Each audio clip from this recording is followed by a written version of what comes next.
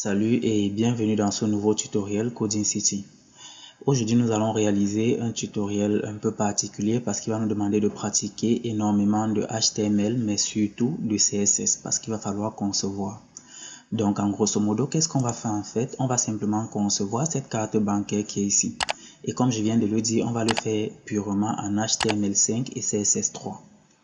La particularité de cette carte bancaire, c'est le fait que lorsqu'on la survole, on peut voir la face arrière et lorsqu'on quitte du survol, on revient à la face initiale. Donc, pour réaliser cette carte bancaire, ici, j'ai créé un dossier, un dossier que j'ai appelé Virtual Card et dans lequel j'ai mis 4 petites images. La première image ici, là, c'est la carte de la micropuce, l'image de la micropuce. La deuxième image, c'est l'image de mon logo et c'est cette image qui va servir de logo de la banque.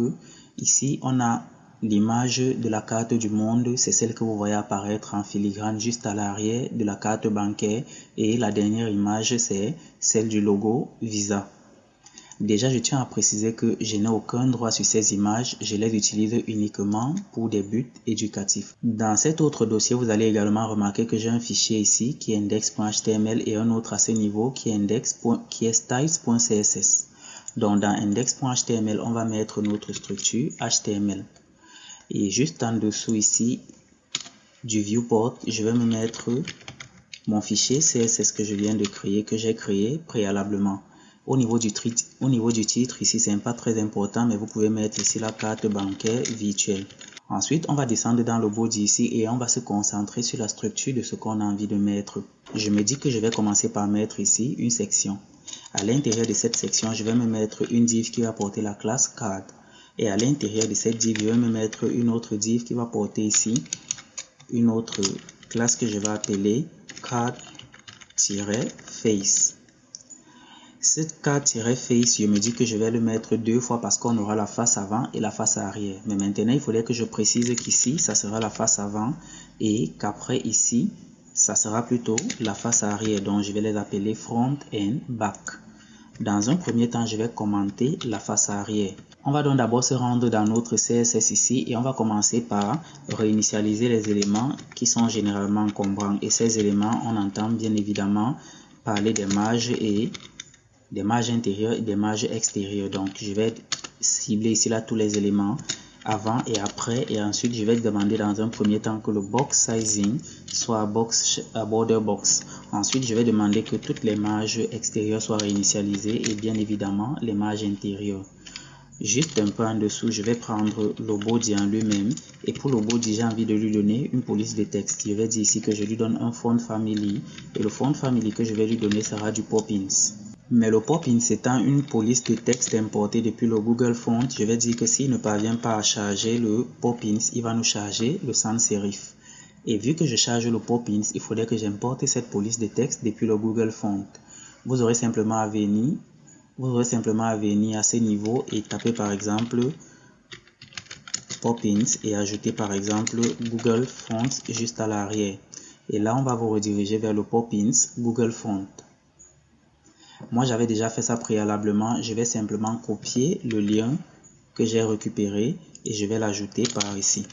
Donc, les polices de texte que j'ai copiées, il y a le Orbitron et on a le Poppins. Ce sont les deux polices de texte que vous allez importer depuis le Google Fonts.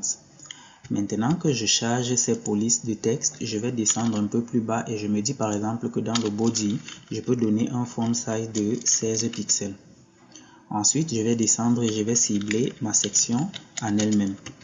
Donc, je vais lui mettre ici un display flex, un justify content à center, align item à center.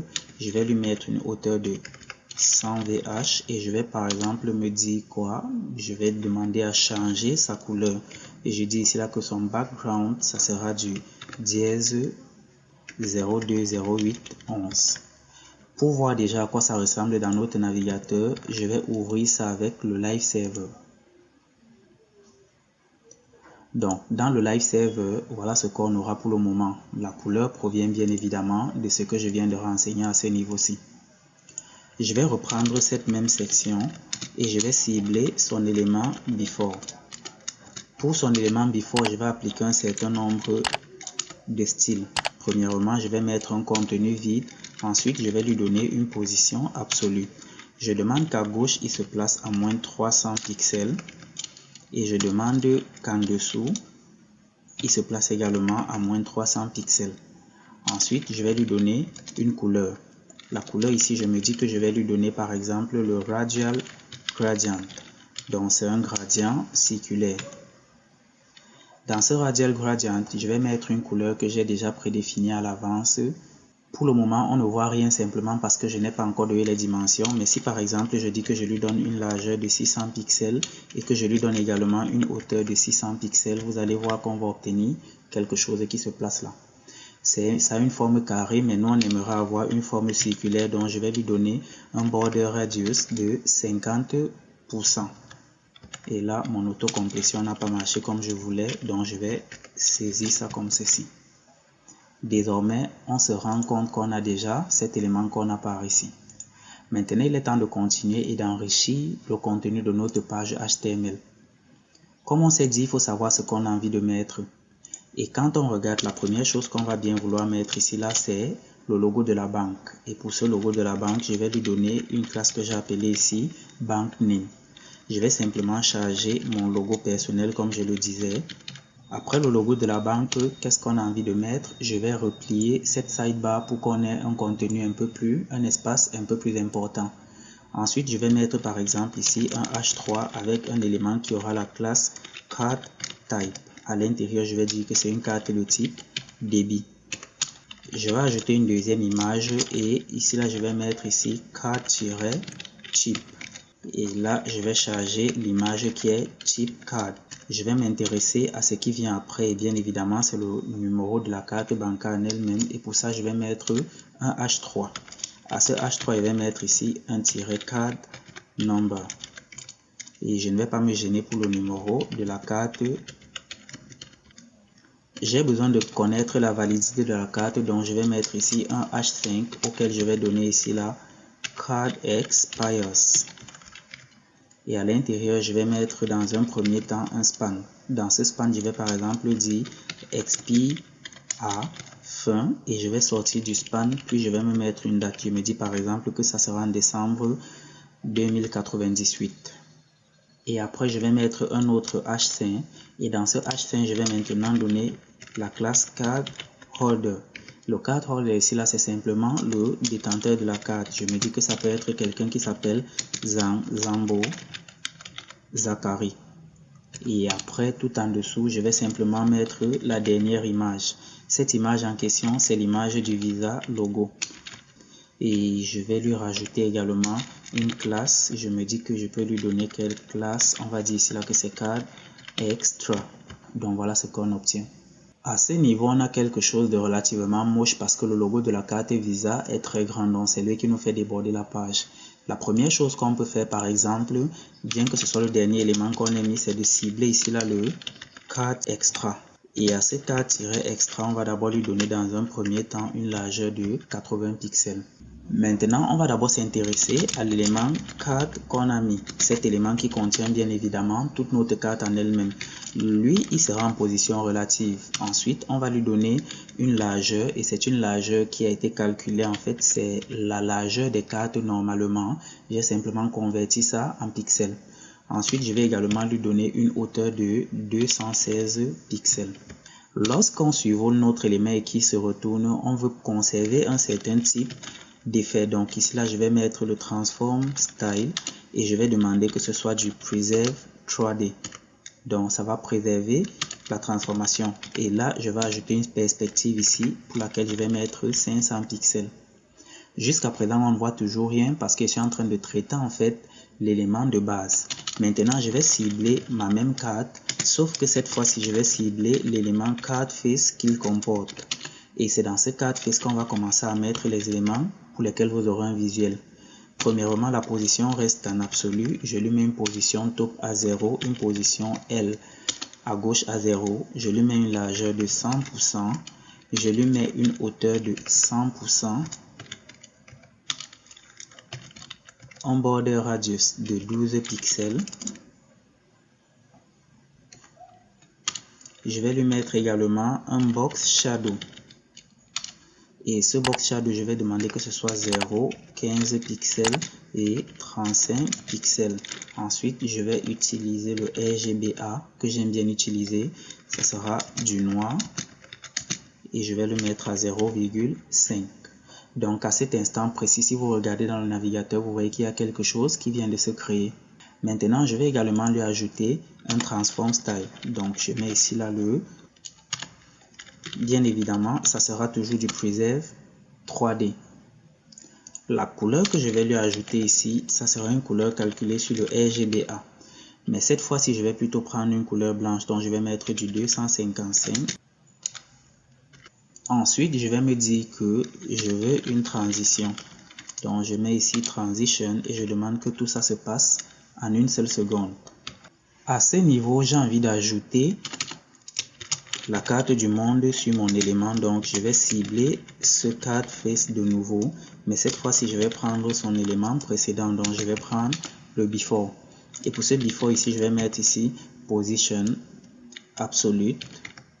Ensuite, je vais me dire que je lui mets un top à 0, un left à 0, une largeur de 100%, un display flex, un justify content à center, align item à center. Je vais lui mettre ici une opacité. Je mets opacity et ça sera 0,5. Et après, je vais donc rajouter l'image en elle-même. Je mets le content ici et pour ça, j'appelle l'URL. Dans cette URL, je vais simplement charger le mapworld.png. Je sauvegarde et vous voyez que j'ai directement mon élément qui apparaît. Tout va dépendre de vous. Si vous voulez, vous pouvez augmenter et là, ça va se voir davantage. Maintenant, je vais me concentrer sur les éléments qui sont à l'intérieur de la carte en eux-mêmes. Donc, je vais prendre ici dans un premier temps le bank-name qui représente le nom de la banque. Je vais lui donner une position absolue. Je vais lui donner une hauteur top à 15 pixels et à gauche, je vais lui donner 30 pixels. Ensuite, je vais peut-être lui donner une largeur de 30 pixels également et je vais lui donner une hauteur qui sera auto. Je vais prendre dans le front. En fait, vu que les noms sont indépendants, je peux simplement me contenter de dire card type sans cibler avec le front, mais je vais quand même cibler. Et là, je vais me dire que ça a également une position absolue. Et dans cette position absolue, je vais lui donner un top à 25 pixels. Je vais lui donner un right à 20 pixels. Un font size de 16 pixels. Déjà, c'est 16 pixels par défaut à tous les éléments. Donc, j'ai pas besoin de mettre ça. Ensuite, je vais lui donner un font weight, par exemple, de 600. Et je peux faire quoi? Dire que je transforme tous les textes en majuscules. Et à ce niveau, je me rends compte que tous mes textes sont sombres. Donc, ce que je peux faire, par exemple, c'est de me dire, lorsque je récupère la face avant de ma carte, tous les éléments qui s'y trouvent, je veux qu'ils aient une couleur de texte qui sera blanche. Donc, je vais mettre ici un dièse FFF. Vous voyez que tous les textes directement passent au blanc. Maintenant, je peux descendre et me concentrer, par exemple, sur un autre élément. Et je me dis que je vais me concentrer sur le front. Ensuite, je vais cibler ici, là, le card chip, qui est la carte micro-puce de la carte en fait. Je vais également lui donner une position absolue et je vais lui donner un top à 65 pixels. Je vais lui donner un left à 25 pixels et je vais lui donner une largeur de 60 pixels. Donc vous voyez qu'en fait le travail qu'on fait ici c'est un travail de positionnement. Il faut pouvoir comprendre comment fonctionne le DOM, comment fonctionne la box et comment positionner les éléments à l'intérieur. Avant qu'on ne continue, je vais faire un petit récapitulatif. Initialement, on a dit que on a notre carte ici. Et cette carte, en effet, c'est celle qu'on a à ce niveau. Et celle qui contient les deux faces, la face avant et la face arrière. Donc, on dit que notre carte ici sera en position relative. Et maintenant, tous les éléments qu'on met à l'intérieur sont en position absolue. Donc, ils sont en position absolue en fonction de cette carte qui fait 342 sur 216. Donc, la carte, c'est ça, qui est en position relative. Et tous les éléments qui s'y trouvent, lorsqu'on les met en position absolue, c'est en fonction de ce qui est ici. Donc, lorsqu'on dit 15 pixels, c'est 15 pixels à partir du haut et à partir de la gauche également. C'est pour cela que lorsque je mets ici un top à 15 pixels et un left à 30 pixels, ça va me mettre cet élément à 15 pixels à partir d'ici et 30 pixels à partir d'ici. Et c'est de ça que je me sers en fait pour positionner tous mes éléments dans la box. On va revenir et on va se concentrer sur un autre élément. La carte bancaire, le numéro de carte en fait, donc je vais prendre ici front, ensuite je vais prendre le card-number. Et pour le card-number, bien évidemment, je vais le mettre en position absolue. Je vais lui donner un top à 130 pixels, un left à 25 pixels. Je vais lui donner une propriété qu'on appelle le letter spacing parce que je veux que ces lettres s'espacent et ça sera à 6 pixels. Et généralement, les numéros de carte bancaire ont souvent l'air d'être incrustés. Donc ici, je vais mettre un text shadow. Et pour le text shadow, je vais mettre ici un 0, ensuite 3 pixels et ensuite je vais mettre 2 pixels. Ou alors je vais mettre 1 pixel pour que ce soit vraiment tranchant. Et la couleur que je vais utiliser sera du dièse 000 et 5. Je vais sauvegarder. Je vais lui donner une police de texte qui sera particulière et cette police de texte, je vous l'ai dit, vous pouvez la retrouver sur le Google Font. Ça sera du Orbitron. Et là, vous voyez que le texte vient de changer littéralement. Mais là, je le trouve particulièrement gras, donc je vais lui donner ici un font weight de 500. Et en plus, je me dis par exemple que je vais réduire sa taille pour que ça ne sature pas. Donc, je vais mettre un font size à 14 pixels. Et vous voyez que là, on a notre texte qui se positionne relativement bien. On va descendre un peu plus bas et on va s'intéresser à la date de validation. Donc, je vais mettre ici le front. Ensuite, je prends ici là le card-expires. Je lui donne une position absolue. Je lui donne un top à 160. Et à gauche, je vais lui donner une certaine valeur qui sera calculée avec la fonction calc du CSS. Ça sera 40% moins 10 pixels. Je trouve que c'est assez grand, donc je vais lui donner ici un font size de 11 pixels. Je vais lui donner un font weight également de 500. Et je crois que je vais aussi lui donner le font family qui sera du Orbitron. Il aurait également besoin du box shadow que je viens de mettre ici un peu plus haut, donc je vais copier, je vais simplement coller ça à ce niveau. Normalement, je ne veux pas que tout le texte de la date d'expiration soit en Orbitron, donc je vais prendre le card expires et dans ce card expires, je vais cibler le span que j'avais mis précédemment. Je vais simplement dire que pour ce span premièrement, je veux que le font size soit de 8 pixels, que le font weight soit en fait de 300, que tous les textes soient transformés en majuscules, donc je mets uppercase et lui, je vais lui changer son font family. Je vais demander que ce soit en fait du Poppins. Et enfin, je vais lui donner un padding right de 10 pixels. Et en réalité, le padding right de 10 pixels que je viens de donner ici, c'est par rapport à lui que j'ai calculé les 40% moins 10 pixels qui sont ici. Maintenant, on peut évoluer et se concentrer sur un autre élément. Cet élément, ça sera le propriétaire de la carte. Donc, je prends ici le card holder. Et pour le card holder, je me dis que je vais lui donner un font size de 11 pixels initialement. Bien évidemment, une position absolue, un top à 185 pixels, un left à 30 pixels. Je transforme tout en majuscule. Je mets un letter spacing. Et je lui mets aussi un font family Orbitron et un font weight à 500. Donc, je copie ces deux éléments que je vais simplement coller à ce niveau. Et là, j'ai mis un font size à 100 pixels et non pas 11 pixels. Donc, voilà ce qu'on va obtenir. Et après ça, je vais me concentrer sur l'un des derniers éléments de la partie avant. Ici, je vais cibler front et je vais prendre ici card extra. Et je crois que je l'avais déjà écrit précédemment. Donc, au niveau de ce card extra, par exemple, je vais me dire que lui aussi sera en position absolue. Je vais lui donner un top à 25%, plutôt un bottom à 25 pixels. Et je vais lui donner un right à 25 pixels également. Et on a notre carte Visa qui se positionne immédiatement là. Et par la même occasion, on vient de finir avec la partie avant de notre carte. Maintenant, on va rentrer dans notre HTML et on va devoir mettre la partie qui concerne l'arrière de notre carte. Pour ça, je vais commencer par décommenter ce qu'on a ici. Et je me rends compte que j'ai oublié quelque chose. Dans le cadre face ici, il y a une propriété qu'on appelle le backdrop filter. Et ce backdrop filter, je vais lui appliquer un filtre flou. Et je vais demander que ça prenne un rayon de 10 pixels.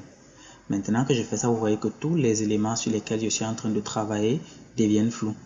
Donc pour que ce ne soit pas flou, par exemple, si je commente ici, vous allez vous rendre compte que je n'ai aucun problème.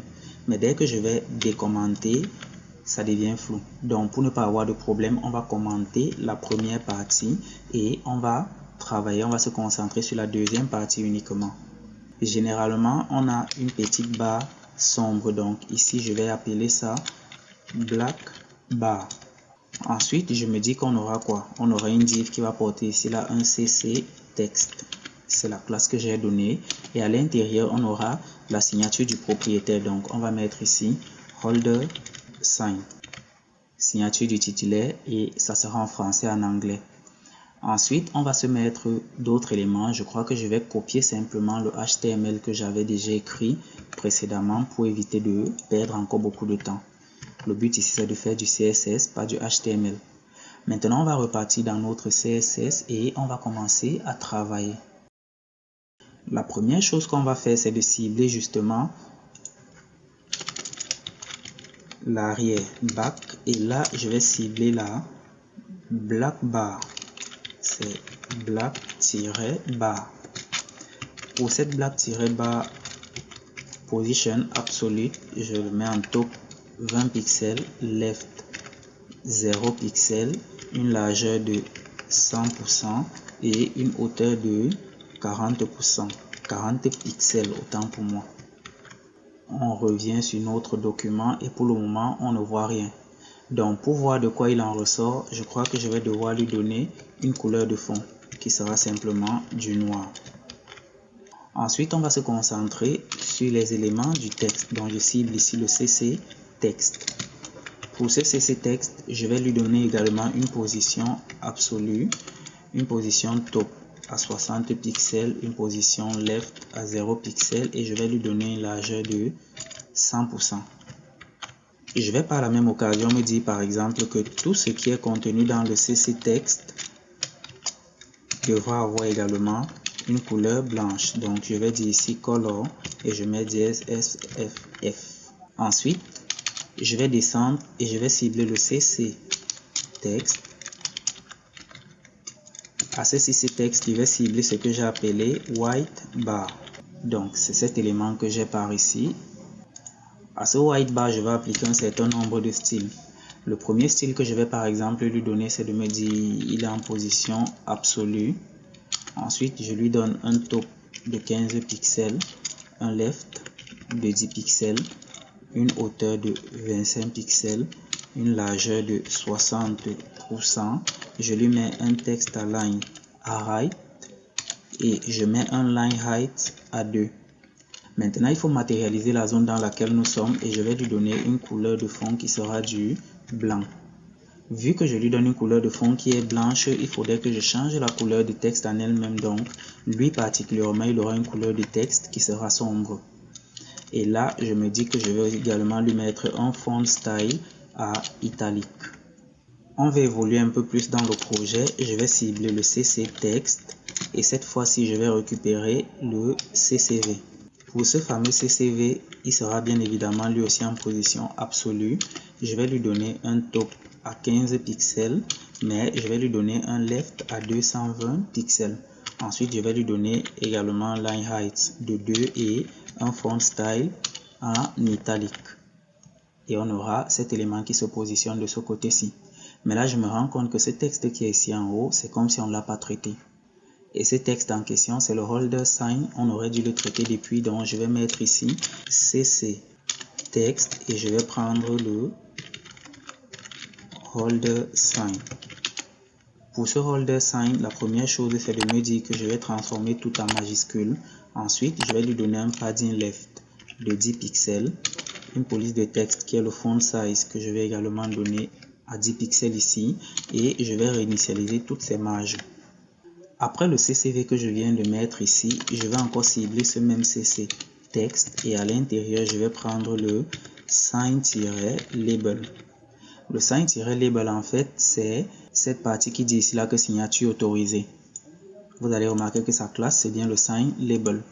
Et au niveau du sign-label, est-ce qu'on aura grand chose à faire? Je me dis dans un premier temps que je vais lui donner un font size de 10 pixels. Je vais tout transformer en majuscule. Je vais par exemple mettre un margin top de 25 pixels, un margin bottom de 10 pixels et je vais peut-être mettre un padding left de 100 pixels. En évoluant dans le projet, le prochain élément qu'on a envie de gérer ici, là, c'est le logo de la banque. Donc, je vais prendre ici le banque-info. Et dans ce banque-info, je vais prendre le logo en lui-même pour le styliser. Vous allez vous demander d'où vient le banque-info, mais n'oubliez pas d'étudier le code HTML que j'ai collé ici. Voici le banque-info. Et à l'intérieur, voici le logo de la banque et c'est celui-là que je vais traiter. Donc la première chose que je vais simplement lui dire, c'est de prendre ici une largeur de 20 pixels. Je vais descendre et je vais me dire que lorsque je prends par exemple mon banque-info, le paragraphe P qui s'y trouve, je veux qu'il ait un padding top de 4 pixels, une largeur de 100%. Je veux que son texte soit centré, donc texte align center, et je vais également réinitialiser ces marges dans la mesure où il possède des marges. Mais pour le banque-info en lui-même, j'aimerais que tous les éléments soient centrés. Donc, je vais cibler ici le banque-info et je vais commencer à traiter ces éléments. Je veux que tout soit centré. Je mets un display flex, un justify content à center, un align item à center et je vais mettre un flex wrap ici à wrap. Ensuite, je descends un peu plus bas et je me dis que je vais modifier sa police de texte. Donc, je vais lui mettre ici un font size à 8 pixels. Je vais lui mettre un font weight à 500 et je vais lui mettre un line height à 1,25. Vous voyez que nos éléments sont déjà mieux formatés. Maintenant, la dernière chose qu'il va falloir qu'on traite ici, c'est le nom de la banque. Donc, je vais descendre juste en dessous et je vais me dire que lorsque je prends mon banque-info, je vais cibler le banque-full-name. Et le banque-full-name, c'est ce que vous voyez à ce niveau-ci. Donc, nom de la banque. Je transforme tous les textes en majuscules. Je décide que ça aura un F-style en italique.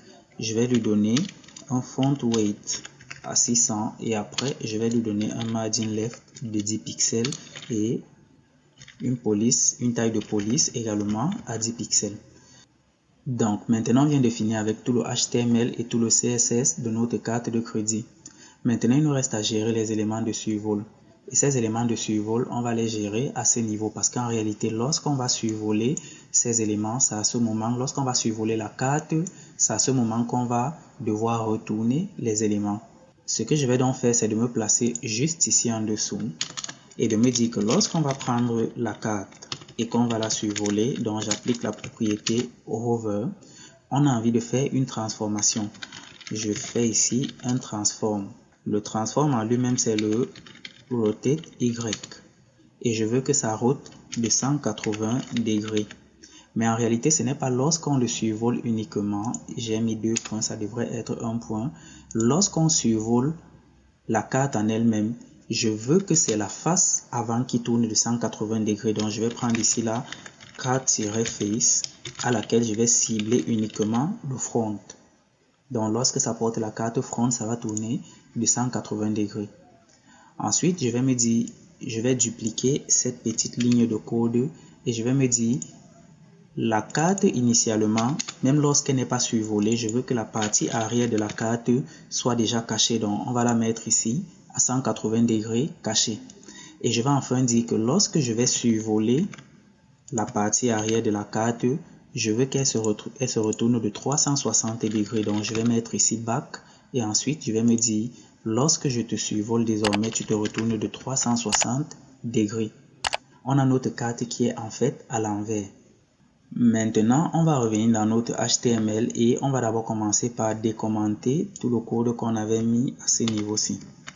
Je vais sauvegarder et vous voyez que voilà à quoi notre carte ressemble. Les éléments sont flous et on a l'impression qu'il y a des images qui se voient à l'arrière de la carte, notamment le trait blanc. Et si je survole la carte, vous allez voir que ça se retourne effectivement. Je viens par ici et on a tous nos éléments. Mais là, on voit bien qu'il y a les tâches de l'autre côté. Et pour cacher ces tâches, on va revenir ici et on va utiliser une propriété qui est le Backface Visibility. On va demander que ce soit caché. Désormais, notre carte sera ainsi. Et lorsqu'on va la survoler, on a l'arrière, on quitte, on a l'avant, on survole, on enlève le survol et tout se passe à merveille. On vient de finir avec notre carte de crédit. On va donc s'arrêter là et si vous avez des questions, je les attends en commentaire. On va se donner rendez-vous très bientôt pour un nouveau tutoriel.